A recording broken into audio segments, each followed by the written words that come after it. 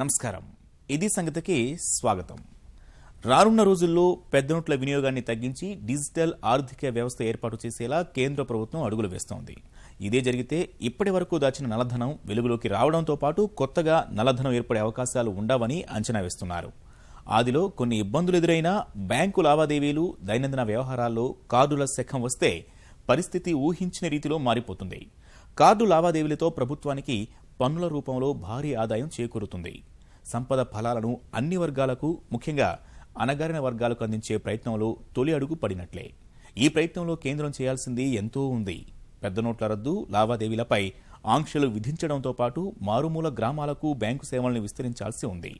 Banking రంగం విస్తరిస్తేనే సర్కారు ఆశిస్తున్న మార్పు సాధ్యం. నల్లధనాన్ని కట్టడి చేసే విషయంలో ప్రభుత్వంతో పాటు అధికార యంత్రాంగం కూడా కీలక పాత్ర పోషిస్తే మోదీ నిర్ణయానికి, ప్రజలు ఎదుర్కొంటున్న సమస్యలకు కాస్తైనా పరిష్కారం దొరికినట్లే. ప్రజల్లో సంయమనంతో పాటు చైతన్యమూ పెరగాల్సిన సమయం ఇదే.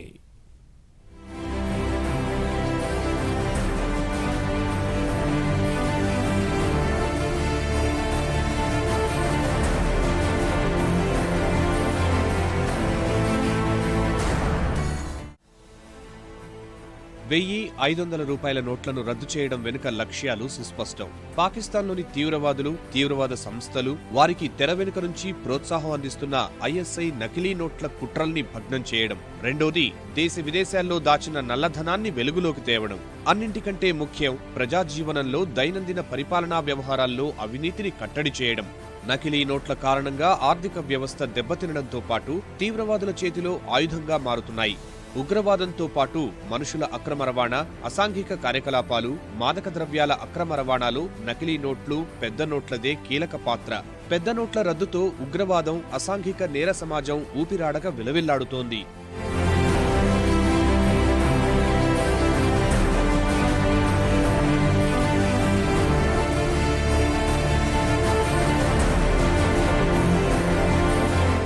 అవినీతిని అరికట్టేందుకు పాలకులు ఇన్నాళ్లు మాటలకే పరిమితమయ్యారు. తొలిసారిగా కేంద్రంలోని ఎన్డీఏ సర్కారు మాటలు చెప్పడంతో పాటు చేతల్లోనూ చూపిస్తోంది.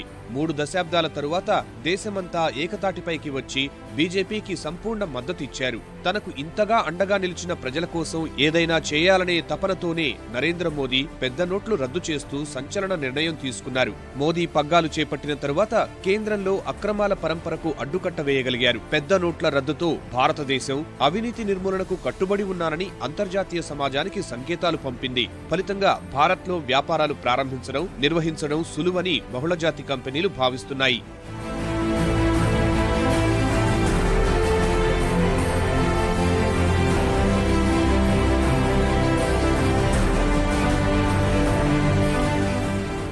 నల్లధనాన్ని అరికట్టేందుకు ప్రభుత్వం తీసుకుంటున్న కఠిన చర్యల వల్ల నల్ల డబ్బు భారీ ఎత్తున బయటకొస్తే నగదు చలామణి పెరుగుతుంది. నిధులు లేకపోవడం వల్ల దశాబ్దాలుగా మూలన పడిన ప్రాజెక్టుల్ని పూర్తి చేసే అవకాశం కలుగుతుంది. నగదు లావాదేవీలు డిజిటలైజ్ అయితే వ్యాపారులు అక్రమాలకు పాల్పడేందుకు వీలుండదు. దీనివల్ల ద్రవ్యోల్బణం అదుపులో ఉంటుంది.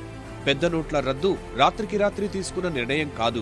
దీనిపై తెర వెనుక చాలా ముందు నుంచే కసరత్తు చేసింది. ఒక్కసారిగా ₹1,500 నోట్లను రద్దు చేస్తే షేర్ మార్కెట్లు, స్థిరాస్తి రంగంపై పెను ప్రభావం చూపుతుందని ప్రభుత్వం ముందుగానే గ్రహించింది. నోట్ల రద్దు వల్ల కొన్ని సమస్యలు ఉన్నా లెక్కల్లో చూపని గుప్తధనం భారీగా బయల్పడితే వచ్చే ఏడాది ప్రవేశపెట్టనున్న కేంద్ర బడ్జెట్లో సమతుల్యత కనిపిస్తుంది. భారీ స్థాయిలో ప్రభుత్వం ఆదాయం చూపించే అవకాశం ఉంటుంది. ఈ సొమ్ముని ప్రాధాన్యతా రంగాలకు కేటాయించి అభివృద్ధిని పరుగులు పెట్టించాలనేది సర్కారు ఆలోచన.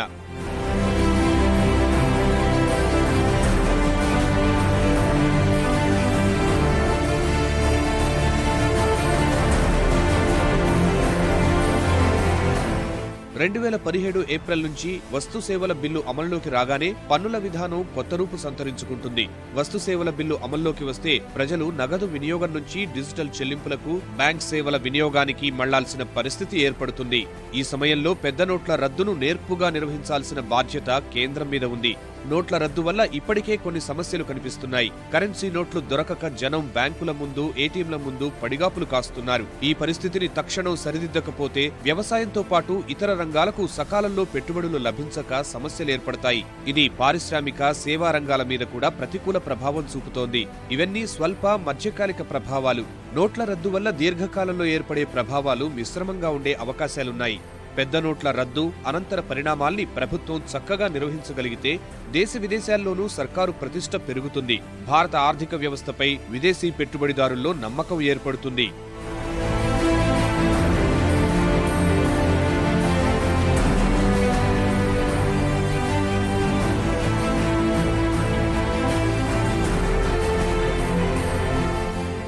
అవినీతిని కూకటి వేళ్లతో పెకలించడానికే ప్రధానమంత్రి నరేంద్ర మోదీ పెద్ద నోట్లపై వేటు వేశారు. దీనివల్ల ప్రస్తుతానికి కష్టనష్టాలు ఎదురవుతున్నా ఈ చర్య దీర్ఘకాలంలో దేశానికి ఎంతో మేలు చేస్తుందని అన్ని వర్గాల ప్రజలు అంగీకరిస్తున్నారు. 1946, 1978లోనూ పెద్ద నోట్లు రద్దు చేసినా అవి మోదీ చేపట్టినంత భారీ స్థాయిలో జరగలేదనేది గుర్తించాల్సిన అంశం. అవినీతి వల్ల దేశ ఆర్థిక వ్యవస్థ ఎన్నో రకాలుగా నష్టపోతోంది. అవినీతి, అక్రమార్జన అభివృద్ధి సాధనకు అడ్డుపడుతూ ఆర్థిక స్థిరత్వాన్ని బలహీనపరుస్తోంది. పెట్టుబడులు, ఉత్పాదకత, మానవ వనరుల పెరుగుదలకు అవినీతే పెద్ద అవరోధం అనేది ఎవరూ కాదనలేని సత్యం. అవినీతి కారణంగా ప్రభుత్వ విధానాలు ఆశించిన ఫలితం ఇవ్వకపోవడం వల్ల మొత్తం విధానాలపైనే అపనమ్మకం పెరిగి సమాజంలో అశాంతికి దారితీస్తోంది. వీటిని నివారించాలంటే అవినీతి నిర్మూలనకు ప్రభుత్వం కఠిన విధానాలను అనుసరించక తప్పదు. మన జాతీయ ఆదాయంలో నల్లధన పరిమాణం 10 నుంచి 30% ఉంది. దీన్ని బయటకు తీసుకురావడానికి మోదీ ప్రభుత్వం ఇటీవల స్వచ్ఛంద ఆదాయ వెల్లడి పథకాన్ని ప్రవేశపెట్టినా అక్రమార్కుల నుంచి ఆశించిన స్థాయిలో స్పందన లేదు. దీంతో పెద్ద నోట్లను రద్దు చేయడం తప్పనిసరిగా మారిందనేది ప్రభుత్వంలో పెద్దల వాదన.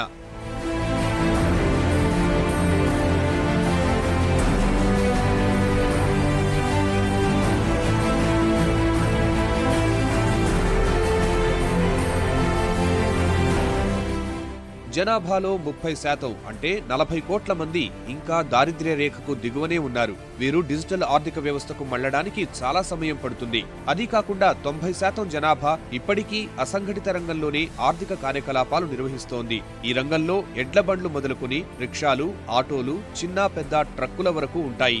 ఇవన్నీ స్థానిక విపణితో పాటు చిన్న దుకాణాలు, హోటళ్ల అవసరాలు తీరుస్తున్నాయి. గత 2 ఏళ్లలో బ్యాంక్ శాఖలు చిన్న గ్రామాలకు విస్తరించినా జనం ఉన్న పళాన నగదు లావాదేవీల నుంచి డిజిటల్ లావాదేవీలకు మారలేరు. పైగా క్రెడిట్ కార్డులు, డెబిట్ కార్డులు, మొబైల్ చెల్లింపులకు అవసరమైన పరికరాలను అమర్చుకునేందుకు ఇంకా సమయం పడుతుంది.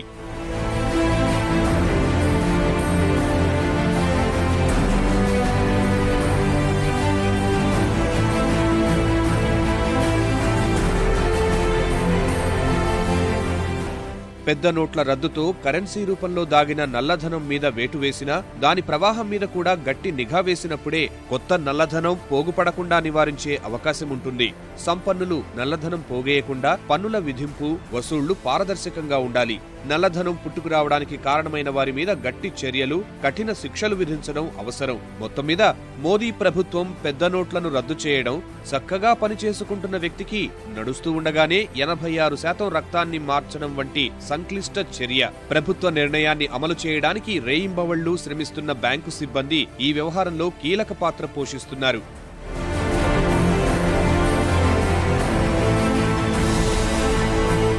ప్రధాని నిర్ణయం వెనుక అసలైన ప్రయోజనాల్లో జనం వద్ద ఉన్న డబ్బును బ్యాంకుల్లోకి తేవడం ఒకటి. ఇప్పటికే అది మొదలైంది. బ్యాంకుల్లో నగదు నిల్వ పెరుగుతోంది. పెద్ద నోట్లు రద్దు చేసిన నాటి నుంచి 18వ తేదీ వరకే దేశంలోని బ్యాంకుల్లో 5,44,571 కోట్ల నగదు డిపాజిట్ అయ్యింది. బ్యాంకుల్లో నగదు నిల్వ పెరిగితే బ్యాంకులు ఇచ్చే రుణాలు పెరుగుతాయి, వడ్డీ రేట్లు తగ్గుతాయి. అది చక్రీయ ప్రభావంలో ఎన్నో రంగాలపై సానుకూల ప్రభావం చూపిస్తుంది. నల్లధనం లేకపోతే ప్రభుత్వ ఆదాయం పెరిగితే మౌలిక వస్తువుల కల్పన వేగం పుంజుకుంటుంది. సంపద భారీగా వృద్ధి చెందుతుంది. సంపద పెరిగితే సామాన్యుల కొనుగోలు శక్తి పెరుగుతుంది. అభివృద్ధి చెందిన చాలా దేశాల్లో ఇలాంటి వ్యవస్థే ఉంది. అక్కడ సంపన్నులపై పన్నులు అధికం, పైగా వాటిని పక్కాగా వసూలు చేస్తారు. అదే సమయంలో ప్రజలకు మంచి ఆదాయ వనరులు ఉంటాయి, సంపాదన అవకాశాలు ఉంటాయి, మెరుగైన జీతాలుంటాయి. దీంతో వారిపై పన్ను భారం కనిపించదు. ఇదంతా ఒక వలయం లాంటిది. దీన్ని సృష్టించడానికి తొలి అడుగుగానే పెద్ద నోట్లను రద్దు చేసింది కేంద్ర ప్రభుత్వం.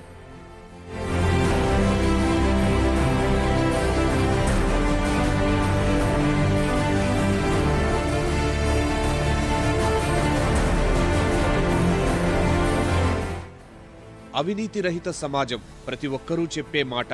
సామాన్యులు, రాజకీయ పార్టీలు, ఉద్యోగులు, వ్యాపారవేత్తలు అందరూ కోరుకునేది ఇదే. కానీ ఎవరి వల్ల అవినీతిని రూపుమాపడం సాధ్యం కావడం లేదు. ఎక్కడికక్కడ అవినీతి కూకటి వేళ్లతో పాతుకుపోయి ఉంది. అవినీతి వ్యవస్థను పెకలించడం ఎవరి వల్ల కాదు, సమాజంలో అదో భాగం. ఇక ఆ విషయం గురించి ఆలోచించడం కూడా అనవసరం అనుకుంటున్న సమయంలో పరిస్థితిని మార్చేలా ఉంది మోదీ నిర్ణయం. పెద్ద నోట్ల రద్దుతో ఇప్పటికిప్పుడు అవినీతి అంతం అయిపోతుందని చెప్పలేకున్నా ఖచ్చితంగా రానున్న రోజుల్లో ఆ దిశగా అడుగులు పడటం ఖాయం అన్నది ఆర్థికవేత్తలు చెబుతున్న మాట. మన దేశంలో లావాదేవీలు ఎక్కువగా జరిగేది నగదు ద్వారానే. అందుకే పెద్ద ఎత్తున 500, 1000 నోట్లు దాచుకుని ఉంచుకున్న వారు చాలా మందే కనిపిస్తారు. వీరి వద్ద ఉన్న సొమ్ములో చాలా వరకు పన్నులు కట్టకుండా దాచింది ప్రభుత్వ లెక్కల్లో లేనిదే.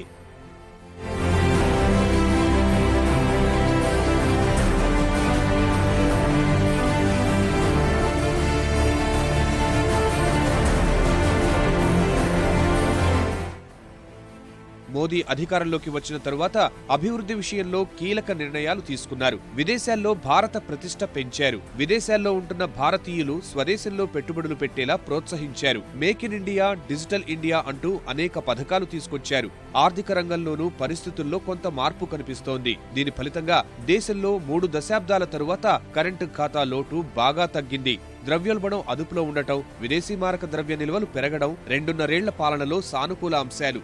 దేశ జనాభాలో 60% 35 ఏళ్లలోపు వారే శ్రామిక శక్తి, నిపుణులైన మానవ వనరులు అధికంగా ఉన్న దేశం మనది. పెద్ద నోట్ల రద్దుతో అవినీతి అంతమైతే దేశ ఆర్థిక రథం రానున్న అర్ధ శతాబ్దిలో అప్రతిహతంగా పురోగమించడం ఖాయం.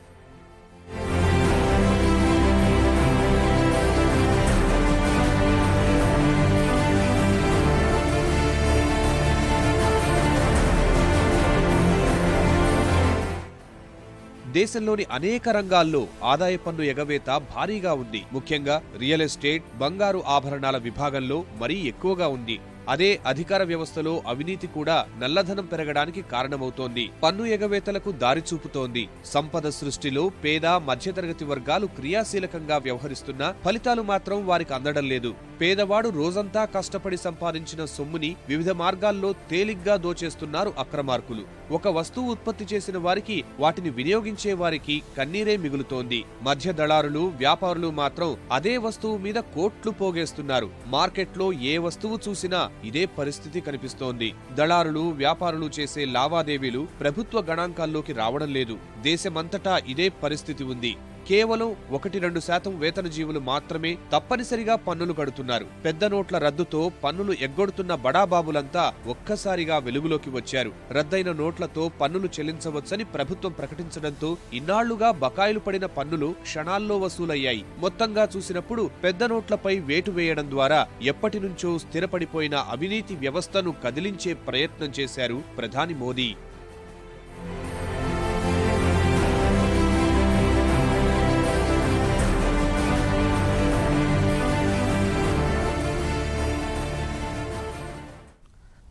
ఆర్థిక శాఖ తీసుకున్న అనేక నిర్ణయాల్లో చార్టెడ్ అకౌంటెంట్ల పాత్ర కీలకం. టాక్సేషన్తో పాటు కేంద్ర, రాష్ట్రాల పన్నుల వాటా, పన్నుల చట్టంలో లొసుగుల్ని సవరించడంలో సీఏల అభిప్రాయాలను కేంద్ర ప్రభుత్వం తీసుకుంటుంది. ఇటీవల మోదీ సర్కార్ తీసుకున్న పెద్ద నోట్ల రద్దు నిర్ణయం వెనుక సీఏల సూచనలు తీసుకున్నట్టు తెలుస్తోంది. ఈ నేపథ్యంలో కేంద్రం తీసుకున్న నిర్ణయంపై తమ అభిప్రాయాలను ఈటీవీతో ముఖాముఖిలో వెల్లడించారు చార్టెడ్ అకౌంటెంట్ ఇన్స్టిట్యూట్ జాతీయ అధ్యక్షుడు దేవరాజరెడ్డి. నల్లధనం నియంత్రణలో భాగంగా కేంద్రం చేపట్టిన చర్యల వల్ల అన్ని స్థాయిల్లో అవినీతికి అడ్డుకట్ట పడుతుందని, ఏడాదిలోగా దేశం అన్ని రకాల ధరలు తగ్గనున్నాయని చెప్తున్నారాయన. పన్నులు, వడ్డీ రేట్లు తగ్గి నిజాయితీపరులకు నగదు వెసులుబాటు రానుందంటున్నారు. ఫలితంగా దేశం అన్ని విధాలుగా పురోభివృద్ధి సాధిస్తుందని విశ్లేషించారు దేవరాజరెడ్డి. నల్లధనాన్ని చలామణలోకి తెచ్చేందుకు యత్నించే అక్రమార్కులకు సహకరించవద్దని సీఏలకు సూచిస్తున్న దేవరాజరెడ్డితో ముఖాముఖి ఇప్పుడు చూద్దాం.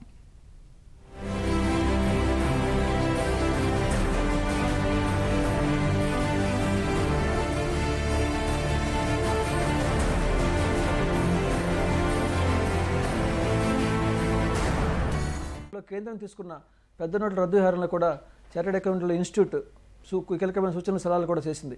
ఈ నేపథ్యంలో కేంద్రం తీసుకున్న నిర్ణయం వల్ల దేశ, అదేవిధంగా రాష్ట్రాల ఆర్థిక పరిస్థితి ఎలా ఉండబోతుంది, ఇది ప్రభావం ప్రజలపై ఏ మేరకు పడబోతుంది, పన్నుల వ్యవస్థలో రాబోయే మార్పులు ఏంటని చెప్పిన అంశంపైన మనతో మాట్లాడడం కోసం చార్టెడ్ అకౌంటెంట్ ఇన్స్టిట్యూట్ జాతీయ అధ్యక్షుడు దేవరాజు రెడ్డి గారు మనతో ఉన్నారు. ఆయన అడిగి మరిన్ని వివరాలు తెలుసుకుందాం. సార్ నమస్కారం.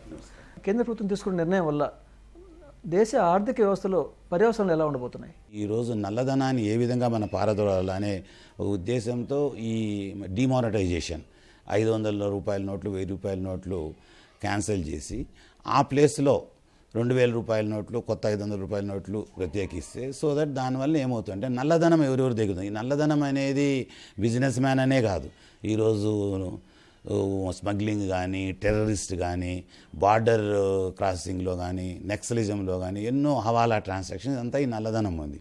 ఈ నల్లధనం వల్లనే కూడా ఎంతోమంది కొన్ని నిగూఢ శక్తులు రాజకీయాలను కూడా శాసించే పరిస్థితి వస్తూ ఉంది.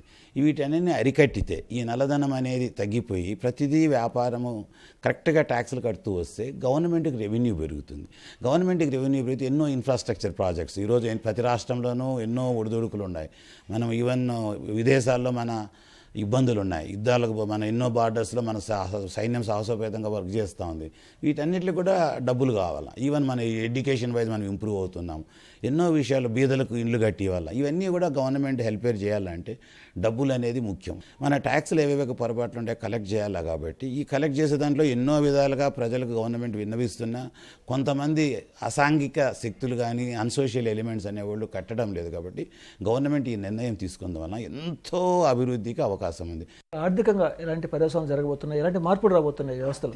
గవర్నమెంట్కి ఏమవుతుందంటే మన మనీ ఏది వైట్ మనీగా ఏది ఉంటుందో అదే గవర్నమెంట్ నడుస్తూ ఉంటుంది. కాబట్టి ద్రవ్యోల్బణం ఏదంటారు ఇన్ఫ్లేషన్ అనేది తగ్గిపోయి ప్రజలకు ట్యాక్స్ కలెక్షన్స్లో ట్యాక్స్ ఎక్కువ వస్తుంది. ఈ రెవెన్యూ పెరిగినందువల్ల ప్రజల జీవన పరిమాణం పెరిగేదానికి, ఉద్యోగ అవకాశాలు పెరిగేదానికి, మన ఇన్ఫ్రాస్ట్రక్చర్ పెరిగేదానికి, ఈవెన్ సైన్యం కొంచెం ముందుకు పోయేదానికి కూడా ఈ పెట్టుబడి మనం చాలా వాడుకోవచ్చు. రెండోది ఏమవుతుందంటే రేపొద్దున ఎంతోమందికి ఉద్యోగాలు అవుతుంది. అంతకంటే ముందు ఈ ప్రభుత్వము మనిషి సాంఘికంగా బతికేటప్పుడు మనం నైతికంగా బతకాలా, ట్యాక్స్ కడుతూ మనం ముందుకు పోవాలా అనే ఉద్దేశంతో వీళ్ళు ముందుకు వస్తున్నారు. అందువల్లనే మనం గమనిస్తే జన్ధన్ స్కీమ్లో కూడా ప్రైమ్ మినిస్టర్ గారు అందరూ బ్యాంక్ అకౌంట్లు ఓపెన్ చేయండి, వెల్ఫేర్ స్కీమ్స్ కూడా మెటీరియల్ రూపంలో ఇచ్చే బదులు క్యాష్ రూపంలో వస్తే బెనిఫిట్ వస్తుంది అంటున్నారు. కాబట్టి ప్రజలంతా ఒక విధంగా అకౌంటింగ్గా క్యాష్ సిస్టమ్ మానేసి plastic money are debit card credit card transactions recorded అవుతాయి. కాబట్టి గవర్నమెంట్ రెవెన్యూ కలెక్ట్ దానికి ఈజీ అవుతుంది, కరప్షన్ తగ్గుతుంది, బెనిఫిట్స్ ఇన్ని అని చెప్పేదానికి లేదు, అన్ని విధాలా మనకు ఉపయోగపడుతుంది. కాబట్టి ఇది చాలా ఉపయోగపడుతుంది, దేశ ప్రయోజనానికి చాలా ఉపయోగం. టెంపరీగా ప్రజలకు కొన్ని ఇబ్బందులు వస్తాయి, ఏ పని చేసినా కూడా అదిలో కొంత ఇబ్బంది ఉంటుంది. నల్లధనం నివారణలో భాగంగా పెద్ద నోట్ల రద్దు వంటి ఈ చర్యల్లో మీరు చార్టెడ్ అకౌంటెంట్స్ అసోసియేషన్ పరంగా లేదా చార్టెడ్ అకౌంటెంట్స్ ఇన్స్టిట్యూట్ పరంగా ఎలాంటి సూచనలు సలహాలు ఇచ్చారు? మాది ఒక బాధ్యతావతం. సెంట్రల్ గవర్నమెంట్ ఏదైనా ఫైనాన్స్ మినిస్ట్రీ తీసుకుంటే వాళ్ళ స్కీము వాళ్ళ ఆలోచన పరాలను ప్రజలకు చెప్పాలా. స్కీమ్లో ఏదైనా చిన్న చిన్న అవకతవకలు పొరపాట్లు ఉంటే గవర్నమెంట్కి విన్నవించి ఇది చేసుకోవాలి. ఇదే విషయంలో మన పవర్ మినిస్టర్ పీయూష్ గోయల్ గారు 9th ఈవినింగ్ మమ్మల్ని చార్టెడ్ అకౌంటెంట్స్ను register company secretaries, company institute of company secretary, institute of ముగ్గురిని కూడా పిలిచి ఈ స్కీమ్ మేము ఇంప్లిమెంట్ చేసాం. దీంట్లో మీకు ఏదన్నా సలహాలు ఇవ్వాలంటే మీరు ఇవ్వండి మాకు, సో దట్ మేము ఇమీడియట్లీ మేము తగిన సలహాలన్నీ మేము తీసుకుంటాము చెప్పి అదే మేము చెప్పాం. సార్ మీరు ప్రజలకు కొంచెం కంఫర్ట్ లెవెల్ ఇవ్వాలా, ఇన్కమ్ ట్యాక్స్ ఇష్యూస్లో కానీ ఇవి కానీ ఏమైనా వస్తే తప్పకుండా న్యాయపరంగా చూస్తాము, కానీ ఆఫీసర్స్ ఎక్సెసివ్గా హరాస్మెంట్ అని ఏమి ఉండవు, డీటెయిల్స్గా ఉంటాయి, చూసుకోవాలా అని విన్నవించాం. విలేజెస్లో కూడా రైతు వాడికి వచ్చే భూమి ఎంత ఉంది, ఆదాయం ఎంత ఉంది, ఆదాయం మిగిలిందా లెక్క చెప్పే శక్తి ఉండాలి. ఈరోజు బ్యాంకులో నువ్వు 2 లక్షలు కాదు 4 లక్షలు కూడా బ్యాంక్ అందు 2-2.5 వరకు మేము చూడమన్నారు. 2.5 ఎందుకు, 1 కూడా ఎక్స్ప్లెయిన్ చేయాల్సి వస్తుంది. ఒకసారి 10 కూడా డిపాజిట్ చేసుకోవచ్చు. నీ దగ్గర ఉండొచ్చు. ఒక కామంది రైతు ఉంటాడు, 50 ఎకరాల భూమి ఉంది, 20 ఎకరాల మామిడి తోట ఉండొచ్చు, ఆదాయం తోటకు 6 లక్షలు అమ్ముతాడు, ఆదాయం అమ్మింటే 6 లక్షలు కూడా వేసుకోవచ్చు. సో ఈ గవర్నమెంట్ నీకు 2-2.5 ఏమని ఎక్కడా చెప్పాలి, అక్కడక్కడ న్యూస్ పేపర్లలో వింటున్నాను, అది తప్పు. సో కాబట్టి ప్రజలు అనేవాళ్ళు ఈ తోడు దొంగలుగా ఇవి ఏ నక్సలిజాలకు కానీ స్మగ్లర్స్కి కానీ నల్లధనాన్ని హవాలా ట్రాన్సాక్షన్స్ కానీ టెర్రరిస్టులు కానీ వీళ్ళకందరికీ సహకరించకుండా వాళ్ళ కోసమే గవర్నమెంట్ విధించింది. గవర్నమెంట్ ఎంతో సాహసోపేత నిర్ణయం.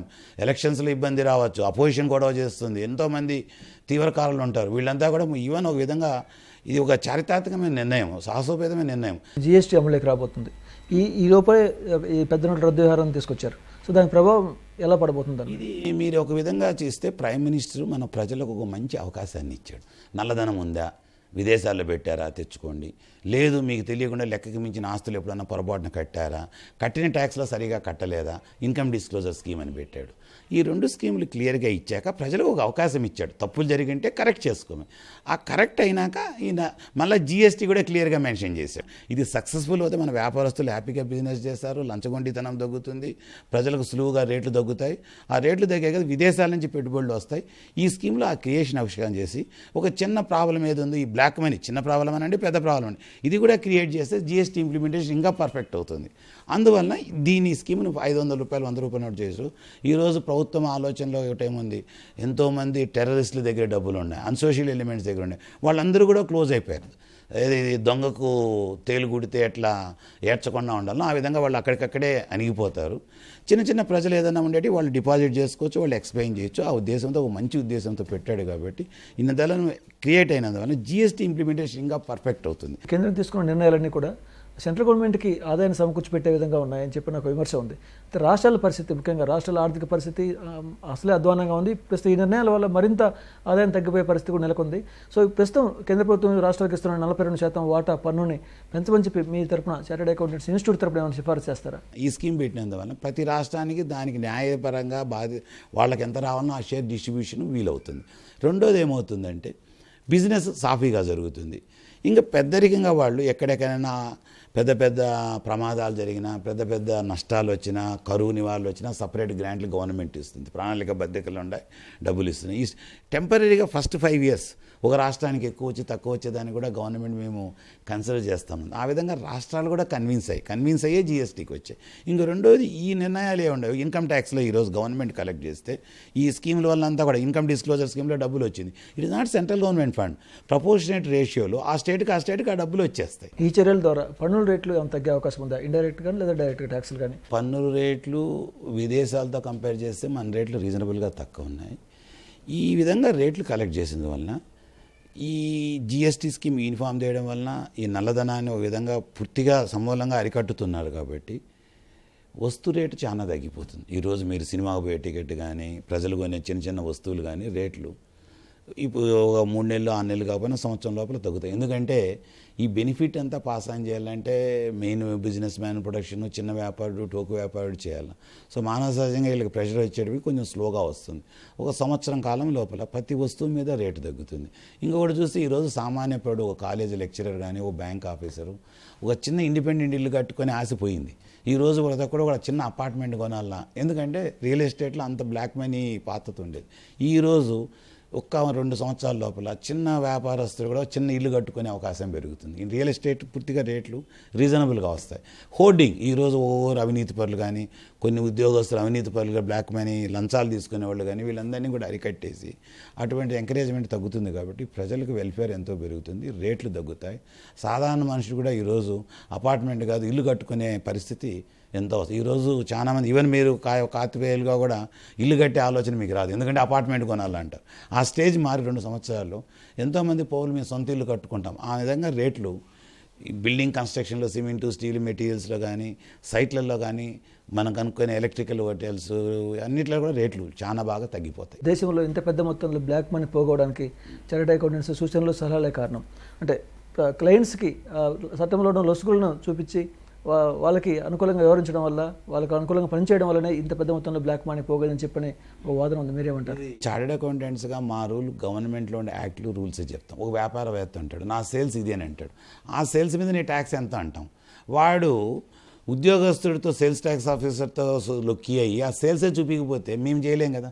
ఒక chartered accountant is only watch dog, we're not a bloodhound. మేము పోయి ఇన్వెస్టిగేషన్ ఆఫీసర్ కాదు. గవర్నమెంట్ ఏది ప్రతిపాదిస్తుందో అది మేము బిజినెస్ పీపుల్కి ఎక్స్ప్లెయిన్ చేస్తున్నాం. మేము చేసిన పేపరు ఇన్కమ్ ట్యాక్స్ ఆఫీసర్లు మళ్ళీ వెరిఫై చేస్తున్నారు.